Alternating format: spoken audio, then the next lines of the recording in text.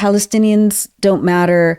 It's their fault for being Palestinian and for being Muslim and for being in Gaza, and that way that the killing can just continue. And meanwhile, the people that we really have to cater to the feelings of are rich white American Jews who like Sheryl Sandberg, who believes in her heart of hearts that she is being persecuted and needs to be protected. Those are the real victims here. Yeah, in case her 7 different homes. Yeah, net worth of what, $5 billion or something. Yeah. In case that can't protect her, will somebody hide her, please?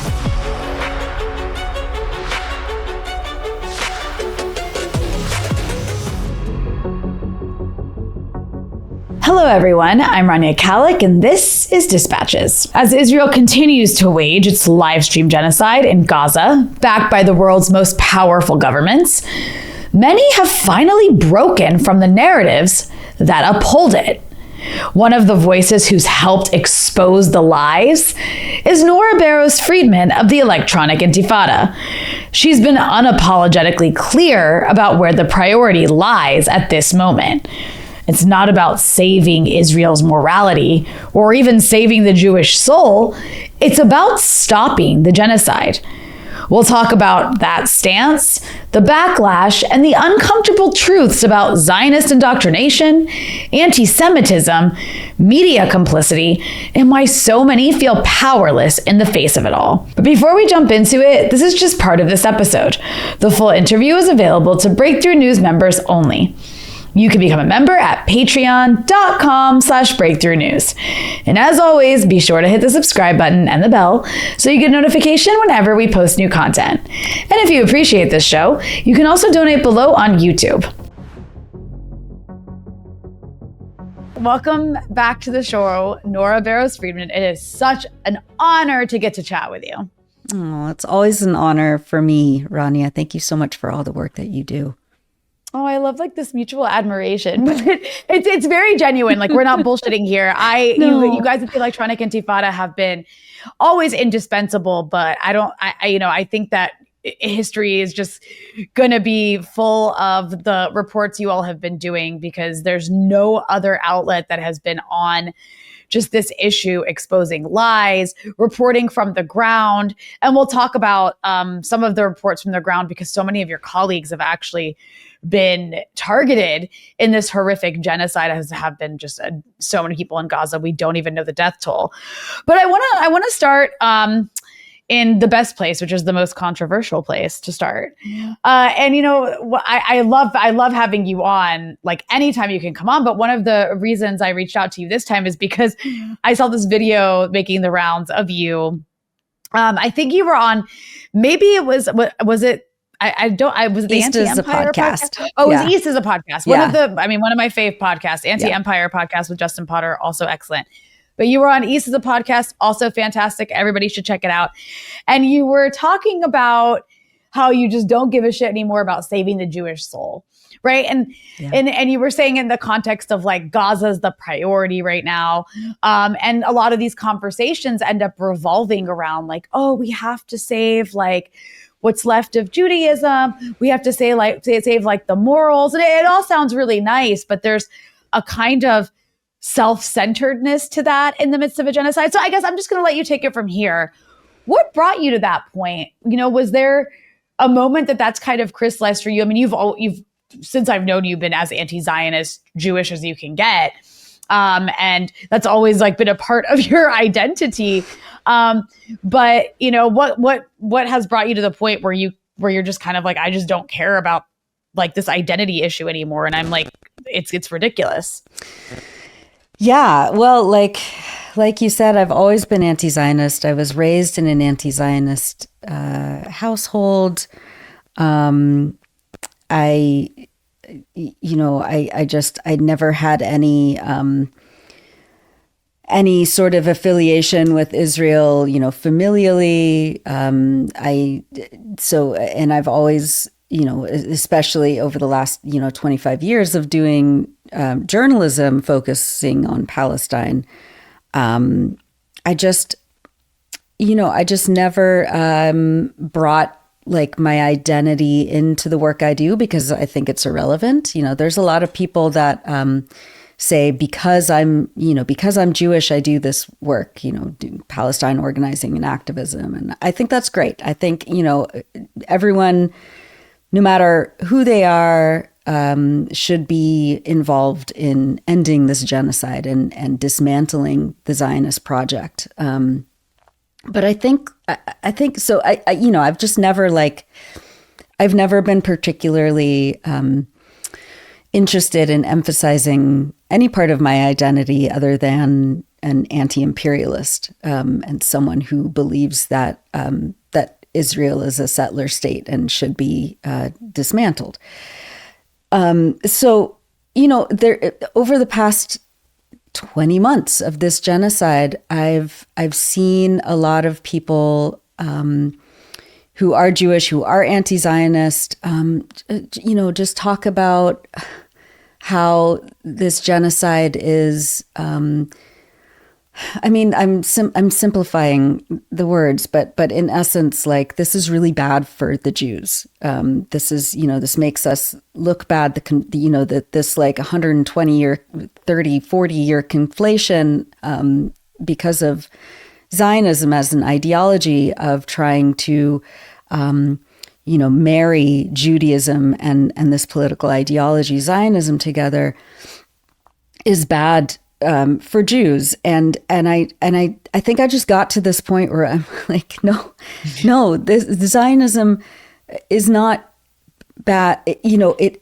Why are we still centering Jewish identity in this time, at this place? If you want to save Judaism from itself, from this conflation that the Zionists have imposed on it, do it in your communities. That's fine. I don't, that should be done. That's a huge mission to accomplish, is trying to extricate Zionism, especially from Western, American, Canadian, European Jewish communities. That's great. And obviously, where it needs to be dismantled first is in occupied historic Palestine. But I was just like, I don't, I think I was just hearing a lot from friends and acquaintances and people in the community about the importance of really, of saving Judaism and people coming to this realization finally that, Zionism is a colonial political ideology. And I think I'm just in anguish. I think I just hit a point. And that little like clip that went, I don't know, semi-viral, was like kind of taken out of context a little bit. I mean, I love Sina. But I was kind of like, why did you take that one clip? Because it was in the context of a conversation that four of us who are Jews were having about this very topic, about the ways in which, Western Jewish communities, even the ones who are working against this genocide and are working to disentangle Zionism from Judaism, there's still a tendency to kind of like center identity and Jewishness in that work. And I think I'm just so tired of hearing about it. The goal right now should be, focusing on the genocide in Gaza. And so that's kind of where that like little clip came from. It wasn't, yeah. And it's weird because like people kind of took it in very different ways. There were people who were like, thinking that I somehow was like being anti-Semitic by saying like, I don't care. I don't have any, I don't want to put my identity in the center of this struggle. I don't, I'm not doing this because of a sense of like obligation due to my Jewishness. I'm not interested in like trying to reframe Judaism. That's not my fight. It can be someone else's fight. I'm not interested in it anymore. I don't care how bad Jews feel right now, because what is happening in Gaza is the worst thing anybody can ever imagine. And people there have been suffering like on a level that is not recorded anywhere else in modern history. And I just want it to stop. And so I got people, saying that like I somehow was like being very anti-Semitic and I hate Jewish people, which is like, that's not exactly what I said at all. That's not at all what I said. And I am Jewish, and I'm not saying that I'm like not Jew. I don't understand that. But then I also got people calling me a Zionist, or like thinking that I was a Zionist, who's now realizing weird. I know it was totally. So I like you just came to this conclusion. Like I just came to this conclusion. Okay, people. Exactly. Okay, people. So it was just ridiculous. Wow. And I was, again, I'm like, no, like it was in this ironic way that somehow I became like the center of and I was like, no, do not perceive me. I don't want to be, this is not about me. Again, I am not, I do not want anything to do with this conversation. I mean, in kind of like the larger sense of the word, like this is about Palestine. This is about Gaza. The focus should be on destroying Zionism as an ideology, and however that needs to be done.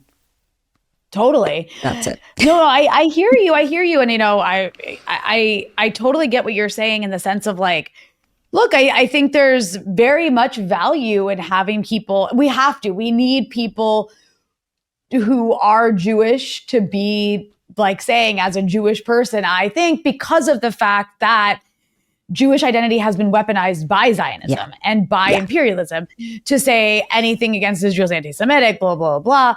And so it is very important to be able to basically like expose and debunk the very mainstream framing that is like shoved down everybody's faces from every major media outlet all the time, which is that the pro-Palestine movement is full of vicious anti-Semitism. It's like Nazi Germany and yada, yada.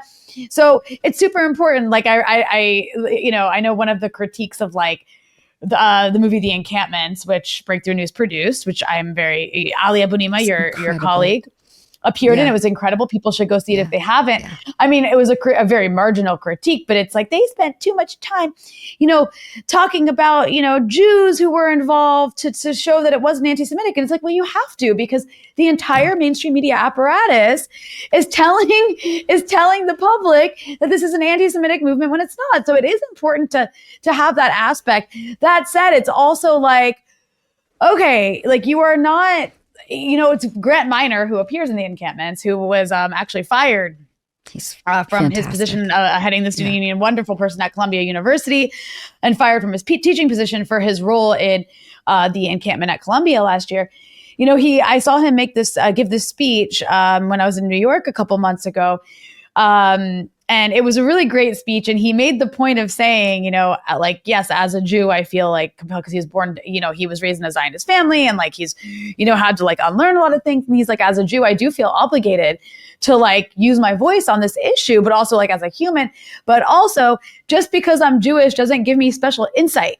Yes. It's like Jews don't have special insight.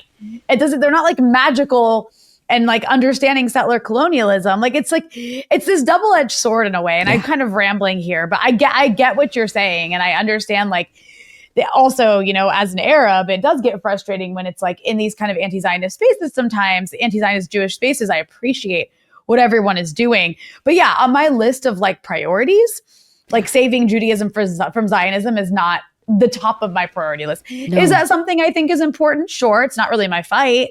And I totally get it. Just like I understand like Muslims during ISIS days felt compelled to like distance themselves from ISIS and demonstrate that this is not the same thing, and on and on and on.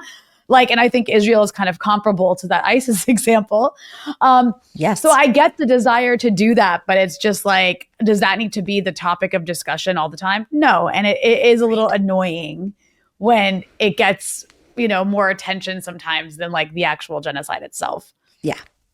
Yeah. I think that's all I was saying is that, you know, the Jewish people should not be afforded some special insight because, again, that kind of also emphasizes the conflation of Judaism and Zionism, and we need to be separating them as much as possible. But also, we shouldn't be saving Judaism from Zionism without also saving the entire world from Zionism. It's not a Jewish thing. It's an imperialist thing. It's a worldwide problem, a catastrophe of power and settler colonialism and empire and slaughter. And so this is not, you know, I don't want to take the bait that the Zionists have set up by conflating Judaism and Zionism to say that this is just a Jewish problem. This is and just Jews have to solve this. This is a global struggle against empire, against Zionism, against this genocide. And so, you know, it's a very, I don't know, I kind of think like there's so much, you know, that kind of seems complicated to articulate because it has been conflated. And that's what we're trying to struggle against, but not because I you know, have any special interest because I'm Jewish. I have the interest because I'm a person, a human person who sees what's happening, and we should all be struggling against Zionism. Totally. And obviously, like, you know, anti-Semitism is being used by the state to protect or defend or cover for a genocide, is being used by the US, by the imperialist countries. And it's completely warped the conversation about what anti-Semitism actually is, right? Yeah. And, you know, I'm not denying that there's people who are anti-Semitic out there. There absolutely are. But the thing about anti-Semitism is it's not institutionalized. And that's great. Right. It's fantastic. We don't want anti-Semitism to be institutionalized. No. It has historically, in recent history, been institutionalized. It no longer is, and that is fantastic, right? Absolutely. But at the same time, you do have this situation where, like, Zionism is basically playing into anti-Semitic stereotypes in order to protect Israel. And that's the uncomfortable part of it, is in that process, right? Israel and its defenders are actually feeding into anti-Semitic stereotypes. And again, on my hierarchy of things that are the most important, this is somewhere up there, but it's not at the top. Ending the genocide comes first and foremost, right? But you do have people like in positions of power saying the craziest things so openly. Like, I know you saw this clip, Nora, and I'm going to play it. I don't know what convention this was at. Like, I don't know if it was a JNS convention, or I thought it for some reason was like the Republican Jewish Committee convention, but I could be wrong. But this guy who's like the head of the JNS is speaking, and he makes this insane statement that I'm going to show the clip of, but I felt uncomfortable tweeting what this guy, like retweeting what this guy said, because it sounded so anti-Semitic, like so playing into anti-Semitic stereotypes. But anyways, here, I'm going to share my screen real quick so I can show you this, show this to the audience. Here he is, Norm Coleman. Here we go. Oh, God, right, Majority of Gen Z have an unfavorable impression of Israel. And my friends, I think the reason for that is that we're losing the digital war. Okay, they're getting their information from TikTok and whatever it is, and we're losing that war. When you think about it, the masters of the universe are Jews. You know, we've got Altman and AI, we got Zuckerberg, we got Sergey Brin, we got the group across the board, Jan Combs, founded WhatsApp. It's us. And we have to figure out a way to win the digital battle. Amelia, we got to get our digital sneakers on so that the truth can prevail over the lies. And when we do that, the future of Israel will be stronger because a majority of all Americans will support Israel. We'll make that happen. We have to make it happen. Thank you. Baruch Hashem. Thank you. So actually, I was wrong. He's like a former U.S. senator, I guess, as well. Norm Coleman. Yeah. This Norm Coleman guy. But okay, so he's like talking about masters of the universe. And I saw that. I was just like, what the hell is wrong with you, dude? Yeah. And again, like I felt super uncomfortable. Again, like even retweeting what this guy is saying. At that same conference, you had Jorda Cutler, who is a former advisor to the Likud party. She's now in this senior position at Meta, overseeing Jewish diaspora affairs. She actually just, after watching his Instagram stories, Michael Schertzer on Instagram, Jorda Cutler like had his account suspended. Michael Schertzer, Jewish comedian, American, anti-Zionist. So you've got the head of Jewish diaspora affairs at Meta basically shutting down Jewish accounts in the diaspora that she doesn't like, right? All while Meta is like coordinating with Israel. And she also spoke at this conference and basically talked about using her position to censor what she called anti-Israel content. And so this is another person basically giving off the perception that Jews are in powerful positions and they are using them to protect Israel and to enforce Zionism. And yet so, we're also the eternal victims, and we are victims of hatred, and we're victims of, there's perception of anti-Semitism that doesn't actually exist. But so we're both the masters of the universe, and also in danger. So I don't know which one it is that we're supposed to be, but it is very convenient that they have this cudgel of perceived anti-Semitism, which again is not institutionalized and does not exist, to silence people who are in opposition to a genocide being administered by the Israeli government, which is the colonial tip of the U.S. empire spear. It's astonishing. Your head goes like in circles around this. How can these two opposite things be the same, exist at the same time? And people just go along with it. And this also feeds into this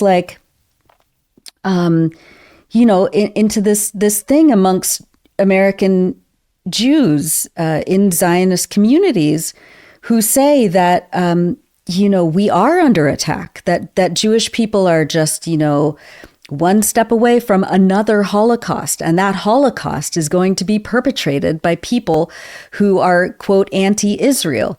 A complete warped perception of reality. Like you said, there is no institutionalized anti-Semitism. I can't, I am very lucky in that if I want to apply for a home loan, I won't be discriminated against because I'm Jewish. I won't be discriminated against in university applications. I won't be discriminated against in terms of jobs that I can do. My grandparents were, and that was part of American racism and anti-Semitism. It was institutionalized, and people fought very hard to have that overturned. And now people think that by criticizing and working against a genocide being perpetrated against indigenous people in Palestine, using Judaism as a cover, that somehow American Jews are in danger and are victims and must be protected at the fullest extent of the law, while also being at the very top levels of government and technology and, university administrations. It doesn't make sense. But this is really their worldview, which is completely insane.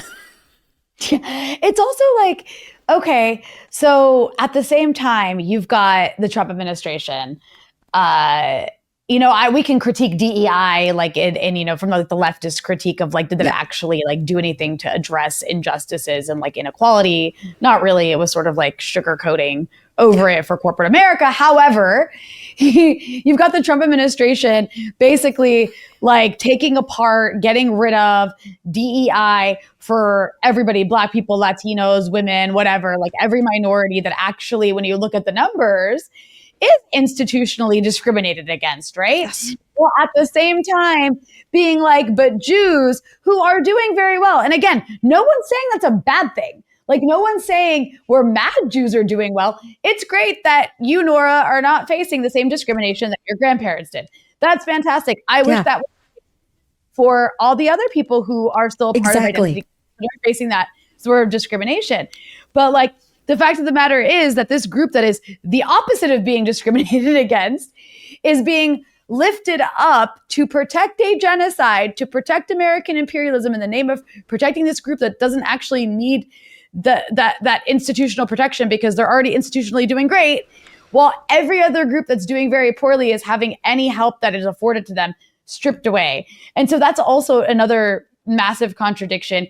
And, from what you're saying, it kind of reminds me of when they talk about Iran. And they're like, Iran is both about to get a nuclear weapon and destroy the whole world because they're so powerful, but also the Iranian regime is about to collapse. Yes. Because it's so weak. Right. It's like, whatever convenient narrative you want to pull on to prove your point. I mean, it's perfect because then you can never be wrong, right? Like that's how empire works, is that you create this narrative, you destroy a country or a people or a region or an economy. And then you say that, see, that country is weak. That country is on the verge of collapse. But they're so powerful and strong and evil that we have to keep, occupying, besieging, sanctioning. I mean, it's a perfect, a perfect metric that anyone in actual power can use to keep their power going. I mean, and it's I'm like befuddled when normally smart, intelligent people still don't understand the paradigm, the essence of Western imperialism, that can be allowed to still just pass, along the headlines of the New York Times or the Washington Post or on Rachel Maddow or whatever.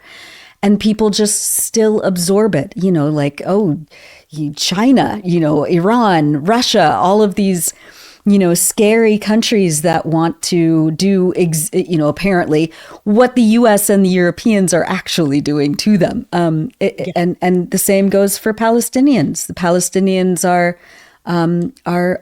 subhuman, and they've been so dehumanized, and Islam has been so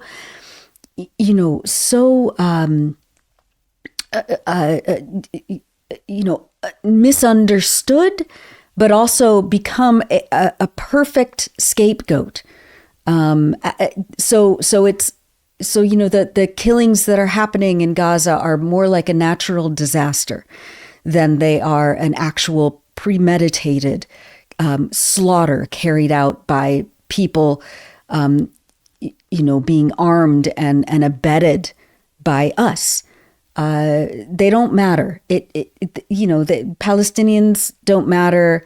It's their fault for being Palestinian and for being Muslim and for being in Gaza, and that way that the killing can just continue. And meanwhile, the people that we really have to cater to the feelings of are, rich white American Jews who, like Sheryl Sandberg, who believes in her heart of hearts that she is being persecuted and needs to be protected. Those are the real victims here. Yeah, in case her 7 different homes. Yeah. Net worth of what, $5 billion or something. Yeah. In case that can't protect her, will somebody hide her, please? Right. You know, it's funny, Nora, because the idea that, you know, the worst, like, okay, so like I'm, you know, as a person who I grew up Arab, I still am Arab. And as an Arab, you know, I've lived my whole life under the most grotesque stereotypes imaginable, right? Terrorist, savage, subhuman. My people throw gay people off of roofs and hate women so much and, you know, are just so brutal and uncivilized and backwards and camels and desert and, you know, dictators and zero, you know, just on and on, honor killings, like everything, all of the worst things, like let's nuke them. They're cockroaches, they're monkeys, they're disgusting, right? That's what I grew up with. So for me, it's like the idea that the worst stereotype Jews face is you're too rich and powerful. I mean, like I will happily trade. I mean, I'm not trying to like I know this like historically has been very bad, but like, I'm not trying to like make light of the past, but my God, if I could trade everything I had to grow up hearing for you have too much money, I would love to be told that. Please think I have too much money and power. That sounds awesome. But no, in all seriousness, I mean, that's a good dark joke, but it's and I'm so sorry that happened to you, right? Like, I'm so sorry. It is so disgusting that is the reality that American Arabs grew up with. Without any sort of protection institutionally, without anyone saying in positions of power, that's not right. And that is disgusting. And we won't tolerate this. And we will go and root out, you know, that disgusting hatred against you just because of where you're from and the language you speak and the religions you practice. You know, like, I'm so sorry. And the fact that Jews in the US who are so protected are still, you know, allowed to have a modicum of, not a modicum, what am I saying? Are allowed to have, you know, this entire blanket of pity and saying, you know, we will, you know, I'm so sorry, the MIT valedictorian, you know, speech, you know, was harmful to you, even though it said nothing about Judaism, nothing about Jews as a people, as a tradition, as a culture, as a religion. It was talking about Zionism, right? These students who are organizing at great risk to their educational and professional careers are talking about Zionism and having it thrown back in their face as they're being you know, anti-Semitic and they're being bigoted against Jews. When what we're seeing on a daily basis is actual violence against not just Palestinians in Gaza, but Palestinian Americans. The 6-year-old Wadia, you know, in Chicago in October 2023, I believe it was right after the beginning of the genocide, who was stabbed by his neighbor. I mean, I just like it is still so heinous and hideous to me to see how much hatred and bigotry and racism has been normalized in this country against Arabs, against Palestinians, Muslims, and how that's still being just glossed over. And any perceived, real or perceived slight against Jewish Americans in positions of privilege, especially, is, you know, the end of the world, and it receives condemnations from people in high positions of power, and I'm just I think this is why, you know, I kind of went on that rant. I'm sick of that. I'm sick of that you know, just complete inversion of reality.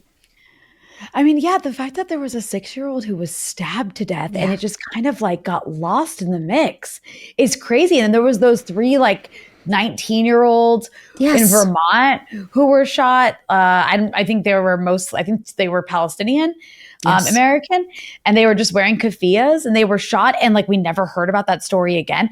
It's just so normalized. Like for me, it's so normalized to me where I'm just like, yeah, that happened, and we moved on because it's so normalized. It's so horrific. And we have to think, like, watching all of these images of Palestinians and being dismembered and, parts of their insides outside of their bodies, and watching them be starved and hunted and treated like cattle, and all of the just, worst atrocities ever for the last 20 months, how much it's normalized violence against Arabs in our minds in ways we don't even mean to normalize. And then, just like to what you were saying, Nora, it's really frightening how many people around us are genocidal. And I don't want to make it sound like there aren't people who aren't, because there are a lot of people who are not genocidal, and they're demonstrating that all the time. And we're going to talk about that as well. But it's scary how many are. And not just people in power who make insane, statements like, let's nuke Gaza, like that psycho Randy Fine. Yeah. Or like Lindsey Graham, who is hoping that Greta Thunberg drowns because she's doing a Gaza Freedom Flotilla. She's on the Gaza Freedom Flotilla. More power to you, Greta Thunberg. You're amazing. But it's like not just those freaks, but just people in general. It's like shocking and scary. Just your average person is like so easily indoctrinated to be like, yeah, genocide, like industrial scale slaughter on purpose, is totally fine. Yeah.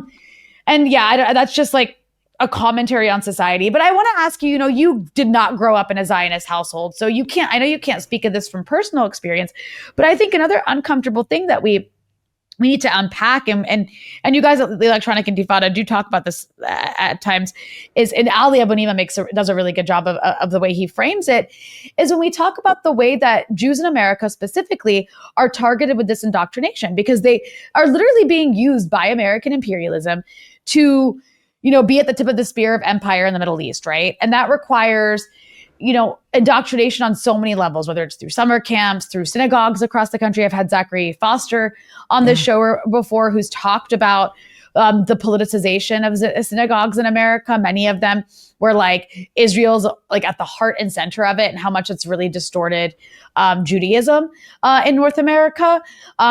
Again, not the top of my priority list, but it is an important thing to be dealt with, right? Yeah. To the point where you have kids from Michigan growing up in that environment and then deciding to go join an apartheid army on the other side of the world and tie themselves to this genocidal state, as we saw with the Israeli American who was released by Hamas last month. In a goodwill gesture towards the U.S. that, of course, like the U.S. still didn't do a ceasefire. But I guess all that's to say, how do we begin to untangle that in the U.S. or in North America when the issue, like Israel has become so deeply fused with Jewish identity? Is there even like a way out of that? It's a really good question. And if you enjoyed this episode and want to hear the rest, you can access it by becoming a Breakthrough News member at patreon.com/breakthrough news.